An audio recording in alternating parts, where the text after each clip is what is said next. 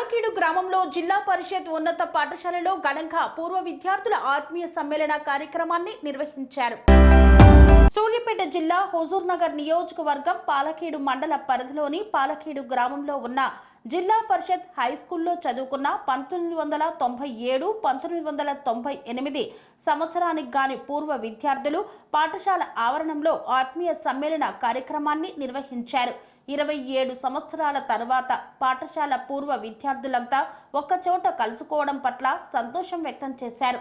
ఆనాటి తీపి మధుర జ్ఞాపకాలను పంచుకున్నారు. ఈ సందర్భంగా ఉపాధ్యాయులను విద్యార్థులు అంతా కలిసి ఘనంగా సన్మానించారు. ఆనాటి ఉపాధ్యాయులు ఎంవైఎన్ చార్యులు, జగన్నాథం, సత్తయ్య, పిడతల వెంకటేశ్వర్లు, సుధాకర్, బోధనేతర సిబ్బంది విజయ నిర్మల, రాములు, విజయలక్ష్మిలను పూర్వ విద్యార్థులు ఘనంగా సన్మానించారు. అనంతరం ఆటపాటలతో చిన్ననాటి మధుర స్మృతులను గుర్తు చేసుకుంటూ ఆనందంగా గడిపారు.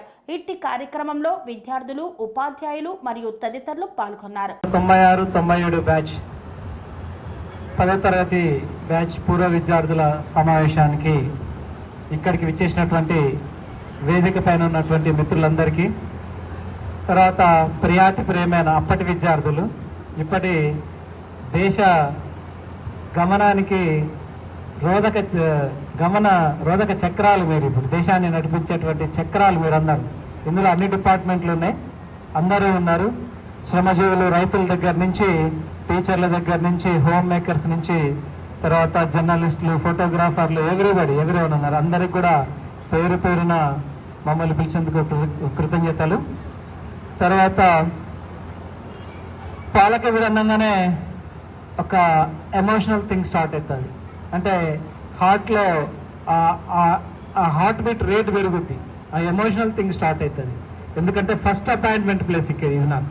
ఫస్ట్ 12th June 1995లో ఒక ఫ్రెండ్ని తీసుకొని ఆ స్కూటర్లో వెనక కూర్చొని ఇక్కడ వచ్చి జాయిన్ అయిన మొదటి రోజు నుంచి ఇక్కడి నుంచి వెళ్ళేంత వరకు కూడా చిన్న చిన్న ఇబ్బందులు ఎదుర్కొన్నప్పటికీ కూడా అవన్నీ కూడా జీవితంలో పాఠాలుగా మలుచుకుంటూ ప్రస్థానం కొనసాగిస్తూనే వెళ్ళాం. మీ అందరితో అనుబంధం చాలా గొప్పది. దాదాపుగా నేను అందరినీ కూడా పేరు పెట్టి గుర్తుపెడతాను. ఎవరెవరు అక్కడ ఇప్పుడు లక్ష్మీ సౌజన్య కూడా వాళ్ళ ఫాదర్ ఇక్కడ ప్రైవేట్ టీచర్ ఉండే, లేట్గా జాయిన్ అయింది అమ్మాయి కూడా. తర్వాత దాదాపుగా అందరు గుర్తున్నారు నాకు. సైదులు ఏమంటాడు, నేను అంటే ఎవరితో సంబంధం లేకుండా కామ్గా పెట్టిన సైదులు కూడా గుర్తున్నాను నాకు అందరూ గుర్తున్నారు. దాదాపుగా ప్రతి ఒక్కరు గుర్తున్నారు, ప్రతి ఒక్కరి పేరుతో సహా గుర్తున్నారు. రాము ముజుగులు చేసేటువంటి చిన్న చిన్న అల్లరి పనులతో సహా ప్రతి ఒక్కరు గుర్తున్నాయి. చేయాలి, అల్లరి చేయాలి. ఏ ఏజ్లో చేయాల్సిన పనులు ఆ ఏజ్లో మీరు అల్లరి చేయాలి, మేము దండించాలి, మంచి నేర్పాలి, అన్నీ కూడా ఉన్నాయి.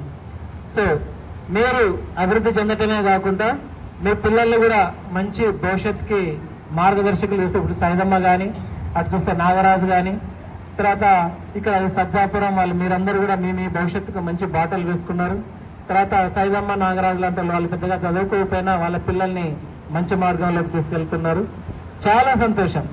ఒక మంచి వాతావరణం, ఒక మంచి ఏమంటారు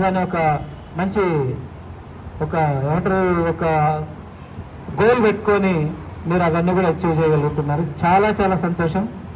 పిల్లలు ఎవరైనా చదువుకుంటే భవిష్యత్తులో అభివృద్ధి చెందితే ఫస్ట్ గర్వపడేది తల్లిదండ్రులు, ఆ తర్వాత గర్వపడేది ఉపాధ్యాయులు, ఆ తర్వాత గర్వపడేది ఆ ఊరు వాళ్ళు. మా ఊరు అబ్బాయి పలానా దగ్గర సీఏ చేస్తుంది, మా పలానా అమ్మాయి ఇక్కడ, మా ఊరు అబ్బాయి పలానా అబ్బాయి కానిస్టేబుల్ చేస్తుంది, మా పలానా అబ్బాయి ఇంజనీర్ చదువుతుంది, పలానా అబ్బాయి పాలిటిక్స్ లో ఉన్నాడు, ఇట్లా రకరకాల పలానా సైంటిస్ట్ ఉన్నాడు. ఈ రకరకాలుగా గర్వపడేది ఈ ముగ్గురే, అంటే తల్లిదండ్రులు, గురువులు, గ్రామం. అది మరి తర్వాత ఏదన్నా చెడిపోయినా కూడా గుర్తు చేసేది వీళ్ళే. ఎవరు కొడుకు నువ్వు, నీ ఊరా అనేది, అదే చదువు చెప్పినవాడు ఎవడు ముందు, ఆ రకంగా వస్తుంది. అంటే మంచి పేరైనా చెడ్డ పేరైనా మనం ఏది చేసినా కూడా అది మనకే వస్తుంది. సో అవన్నీ పక్కకు పెడితే చాలా ఎమోషనల్ బాండింగ్ ఉంది అంటే పాలకీడుతోని. అందుకనే నేను వాళ్ళు పిలవగానే నేను రాకుండా ఉండలేను. ప్రతి ఓల్డ్ స్టూడెంట్స్ మీటింగ్, ప్రతి గ్యాదరింగ్ కి నేను అటెండ్ అవుతూనే వచ్చిన. తర్వాత కఠినమైన క్రమశిక్షణ, తర్వాత సీరియస్నెస్ తప్పదు. ఆ మాత్రం నటించకపోతే మీరు వృద్ధులకు వచ్చే వాళ్ళు కూడా కాదు. తల్లిదండ్రులకు మీరు కూడా తల్లిదండ్రులు మీ పిల్లల్ని కూడా దండిస్తారు.